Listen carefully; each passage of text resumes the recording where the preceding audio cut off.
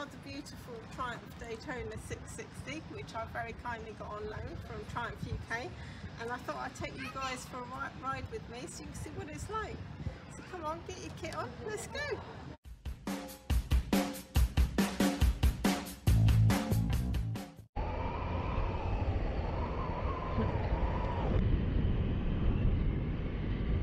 Hi guys, BikerKaz here. Thank you very much for joining me on my ride out. Got a beautiful sunny day. But today I'm on the Triumph Daytona 660, which I very kindly have on loan from Triumph UK. I thought I'd take you guys along with me so you can see what it's like.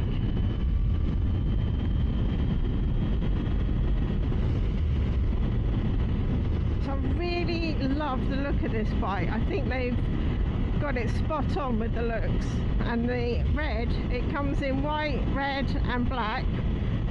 I absolutely love the red. I think it's called Carnival Red. Looks really cool. So if you're thinking that this is a Daytona of old, you'll be wrong. This is what I would call a new bike, just with the same name. So it's got the Triumph 660 engine in it, which is very smooth. It's a very solid, stable bike to ride. Handles really nicely, feels nice. Very, very smooth.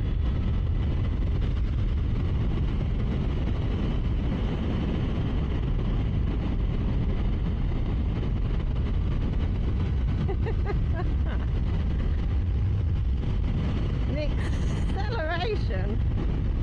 Wow.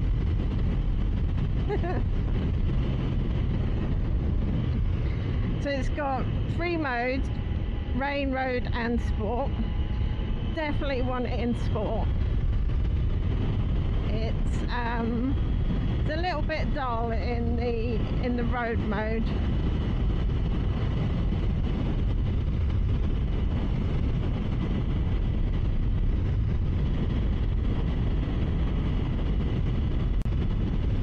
So it comes in 3 colours, and if you have the white it's 8,600, and the grey and the red 8,700.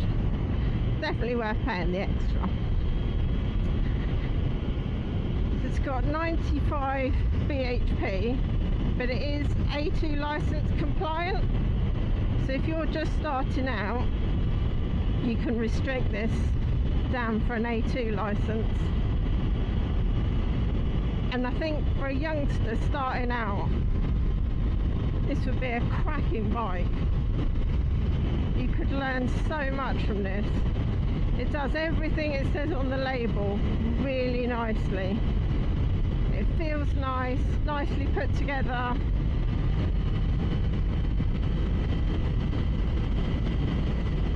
And it doesn't have a lot of square.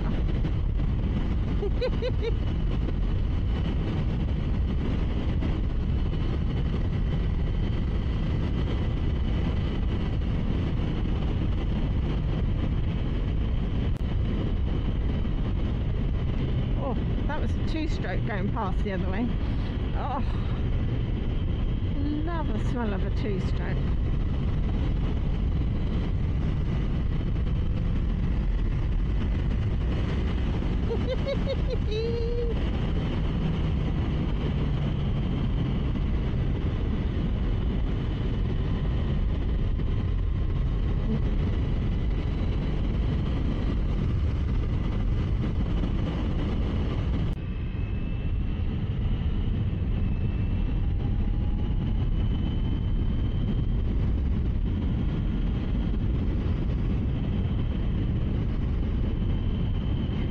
The Daytona has something I think should feature on all bikes, and that is the self-cancelling indicators. Such an essential safety feature. If you're a bit like me, you leave your indicators on. And it's so nice to have that on this.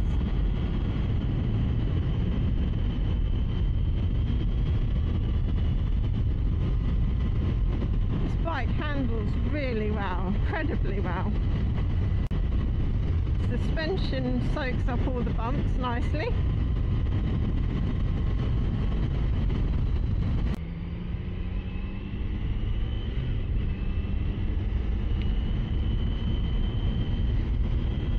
So the seat height on this is 810 millimeters, which actually is not that tall really, considering, but it's quite a wide seat.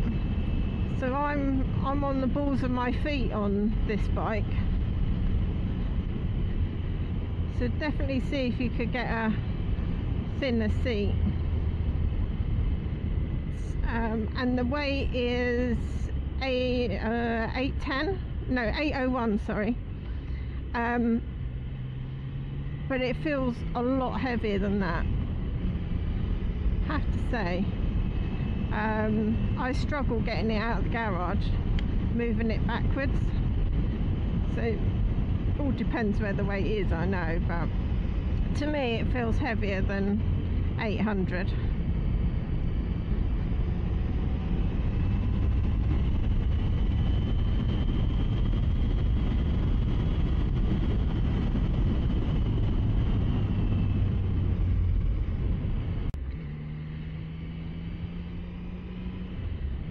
I really think this bike is a really good, solid bike. It's just lacking a little bit of flair, I would say. But it does everything it should really, really well, really nicely.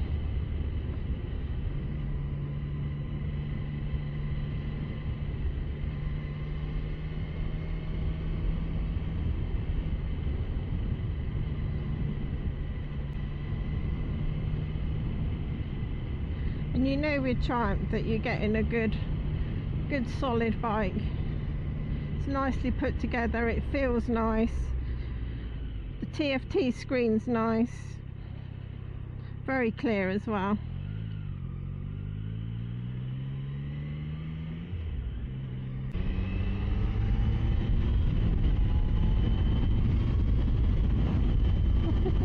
I think this bike would benefit from quick shifter as well.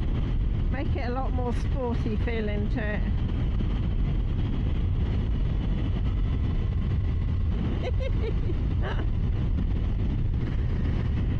Oh.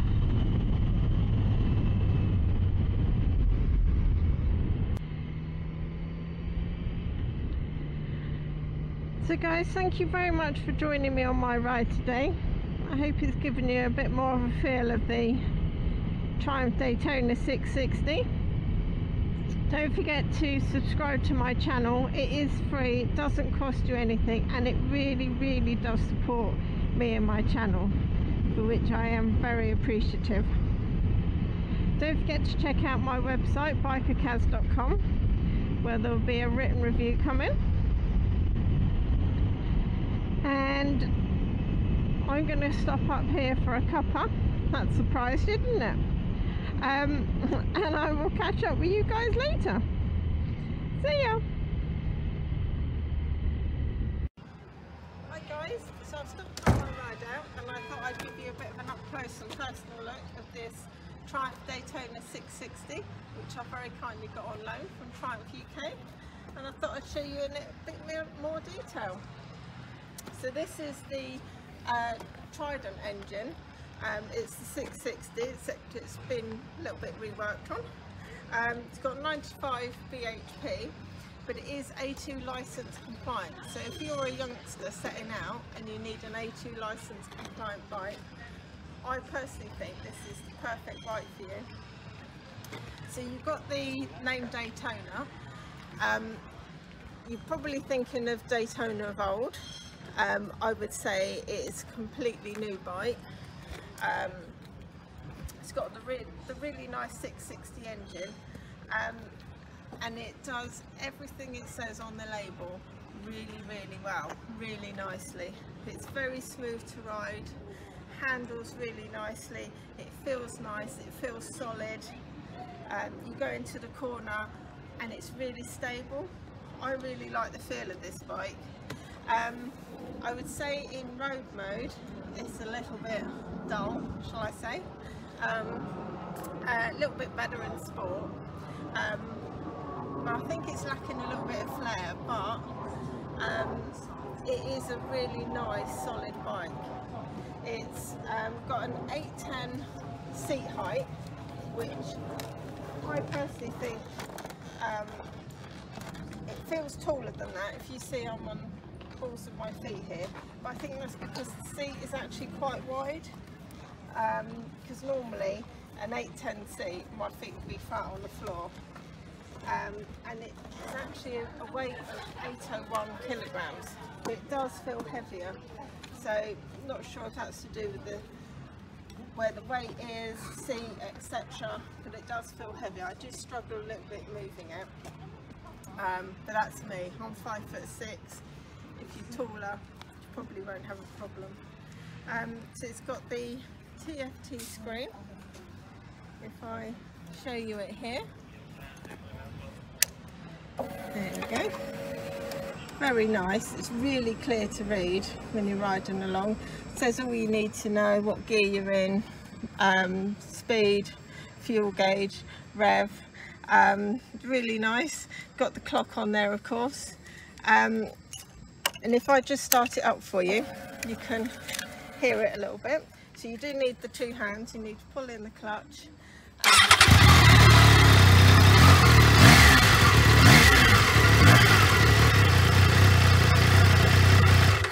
Nice. I would put on another exhaust, to be honest, just not quite loud enough for me, but that's personal preference, of course.